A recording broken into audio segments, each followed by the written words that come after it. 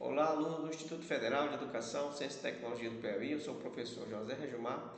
Estamos aqui com mais um vídeo da nossa disciplina de Química Analítica Qualitativa.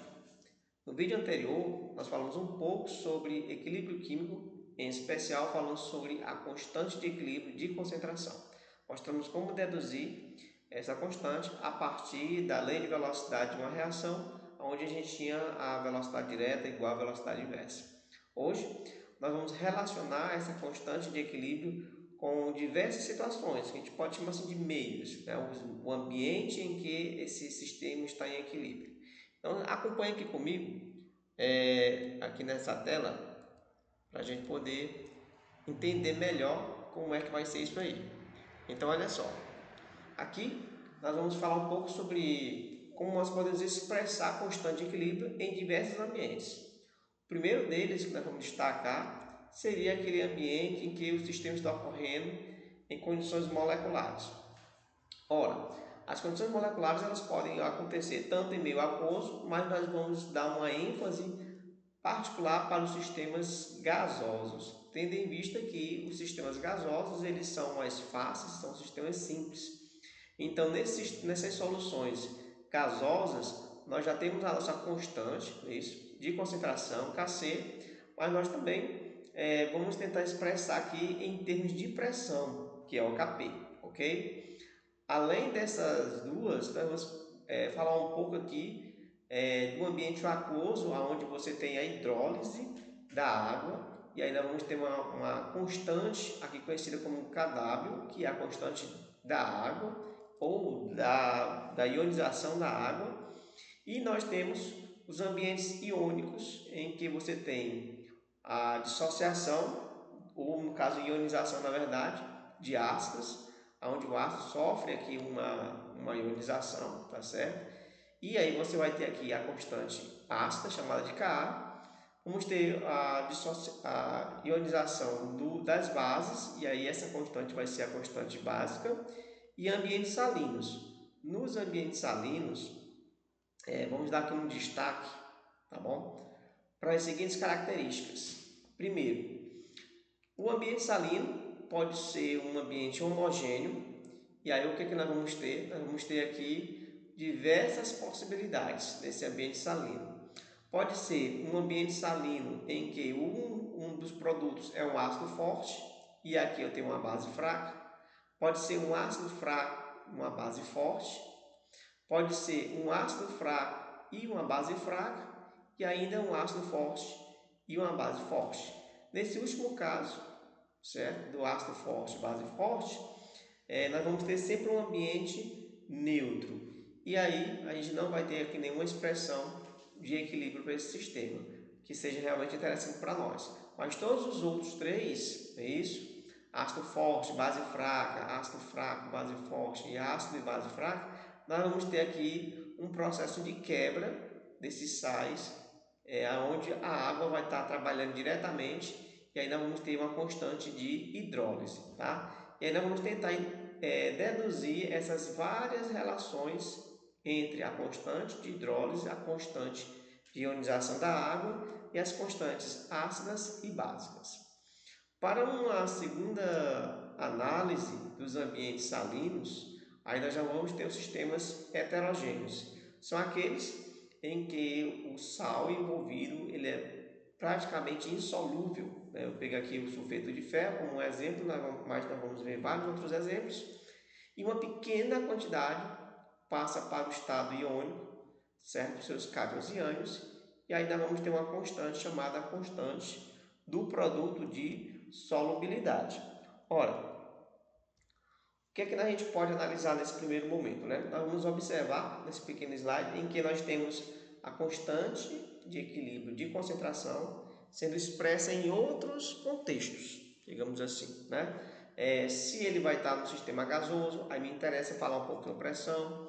Se eu estou falando da hidrólise da água, ou no caso da quebra da água, ou se eu tenho um sais compostos iônicos, ácidos, bases ou sais nas suas diversas configurações. Bom, sendo assim, a gente volta aqui para o slide, ok? Volta aqui para o slide, e aí vamos aqui para o primeiro contexto. Vamos analisar a seguinte pergunta. Determine a expressão da constante de equilíbrio em termos de constante de pressão. Vamos chamar aqui o Kp, ok? Bom, nesse caso, pessoal, a ideia é entender como a constante de concentração, Kc, vai ser, digamos assim, transformada no Kp, que é a constante de pressão, tá certo? Então, você acompanha aqui comigo essa mudança, esse raciocínio. A primeira coisa que nós temos que entender, obviamente, né? Nosso sistema aqui ele é todo gasoso. Veja-se que o SO2 gasoso, O2 gasoso e o SO3 gasoso. Bom, nós estamos aqui falando, vou botar aqui em vermelho, da expressão da constante, Kc. O que é a expressão da constante de equilíbrio? É a concentração dos produtos, no caso o SO3, elevado a seu fator estequiométrico, que é 2, dividido pela concentração dos reagentes SO2, certo? SO2, também aqui elevado a 2, ok? Vezes a concentração de O2. E aqui, como não tem nada aparente, entendemos que é 1, então fica só dessa forma. Ora, aqui, nesse momento, né, eu tenho a expressão da constante de concentração. Agora, qual é a relação entre a concentração e a pressão? Será que existe uma relação direta que eu possa comparar, digamos assim, né? Então, voltando aqui para o slide, o que a gente vai analisar? Bom, já que nós estamos falando de gases, eu não posso deixar de falar da equação PV é igual a nRT, que é a pressão do gás, a equação do gás ideal. Ora, se eu estou falando de pressão, então eu vou isolar aqui a pressão. O que é a pressão? Pressão é o número de mol, RT sobre V. Só que nós sabemos também que a concentração molar é igual ao número de mol dividido pelo volume. Ora, veja que nós temos justamente aqui, nessa parte, a mesma expressão. Então, eu posso reescrever aqui a minha equação, que relaciona a pressão com a concentração molar, sendo N sobre V igual a concentração molar RT. Pronto. Ora, então, já que a concentração molar nas nossas representações está sendo colocado como aquele par de colchetes, eu posso dizer o seguinte, que a pressão sobre RT é igual à concentração molar, e eu utilizo aqui o colchetezinho, ok? Pronto, então eu tenho aqui uma relaçãozinha entre a concentração e a pressão, e isso pode ser usado aqui na minha expressão. Dessa forma, eu posso trazer um pouquinho para cá e dizer o seguinte, que a minha constante de concentração é igual. O que é a concentração do SO3? É a pressão do SO3, só que essa pressão está ao quadrado, dividido por quanto? Por RT, só que esse RT também está ao quadrado. Mas como assim, professor?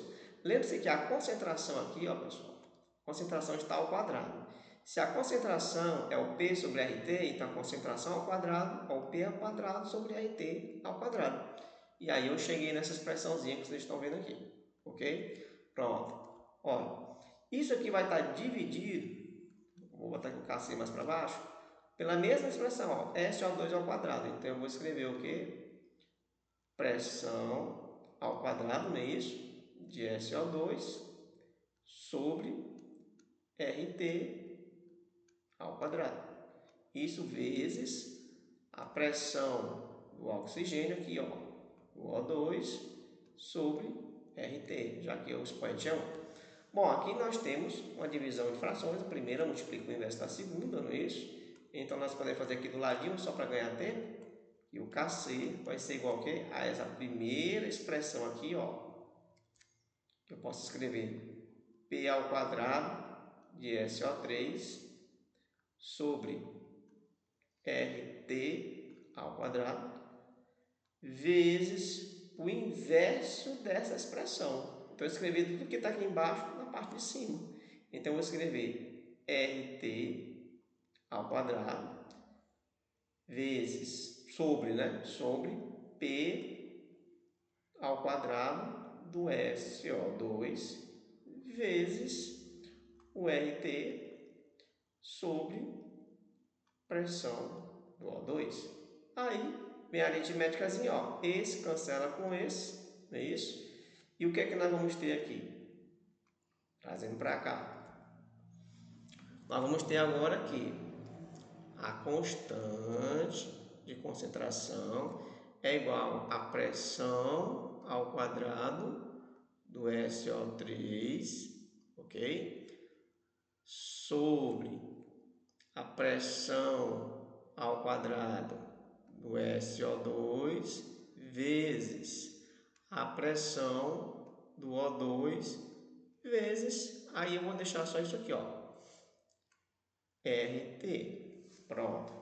Cheguei nessa expressãozinha aqui, que ela é bem interessante, ok? Agora, pensa aqui comigo. A constante, nós já sabemos que é um valor definido, que não muda, a não ser que mude a temperatura. O R já é a constante dos gases e o T é a temperatura, e como a gente não vai mexer na temperatura, ele ali se torna uma constante também. Então eu vou isolar as constantes do mesmo lado da equação, certo? Então acompanha aqui comigo como é que vai funcionar isso, ok? Bom, volta aqui para o slide.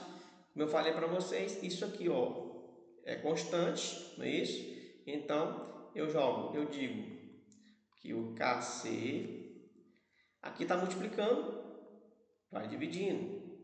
RT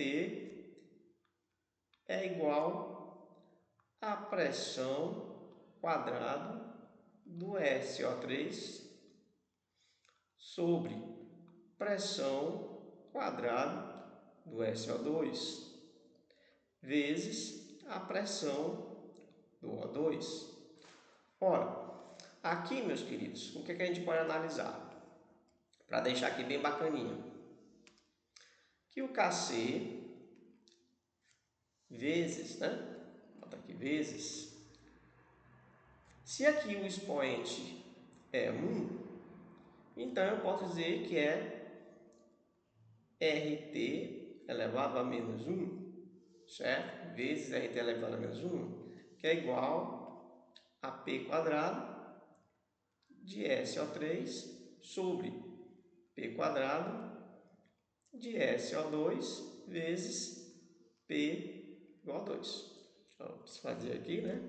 P igual a 2. Ora, uma constante que multiplica outra constante só pode dar uma nova constante. Então, esta constante aqui ela está relacionada com a pressão. Por isso, ela vai ser chamada de quê? De Kp, constante de pressão. E você vai ter essa constante de pressão igual às pressões parciais, no caso, já que está falando de cada um dos gases, SO3 elevado ao seu fator estequiométrico. E aqui, pressão P2 SO2 vezes P de oxigênio. Pronto, veja que agora nós temos aqui uma nova constante, podemos dizer assim, que é a constante de pressão. E essa constante de pressão, ela é justamente igual às pressões parciais dos produtos elevados aos seus fatores estequiométricos, dividido pelas pressões parciais dos reagentes, elevado também aos seus fatores estequiométricos.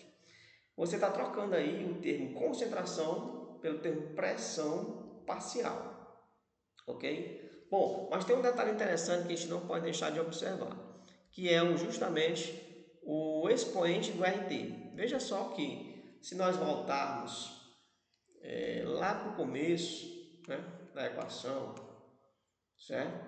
Você vai observar o seguinte, ó, aqui o fator estequiométrico é 2, aqui o fator estequiométrico é 1 e aqui o fator estequiométrico é 2. Se você fizer a variação do número de mol, o que é isso? É a quantidade de mol total do produto, que no caso só tem o 2, menos a quantidade total de mol do reagente, que é 2 mais 1, certo? Esse 2 aqui e esse 1 aqui. Então, o ΔN vai ser igual a 2 menos 3. Logo, esse ΔN vai ser igual a menos 1. Observe que é justamente o valor que aparece aqui, ó, certo? Menos 1. Então, nós podemos generalizar que a constante de concentração vezes RT, esse RT vai estar elevado ao valor do ΔN, onde esse ΔN é a variação do número de mol da equação.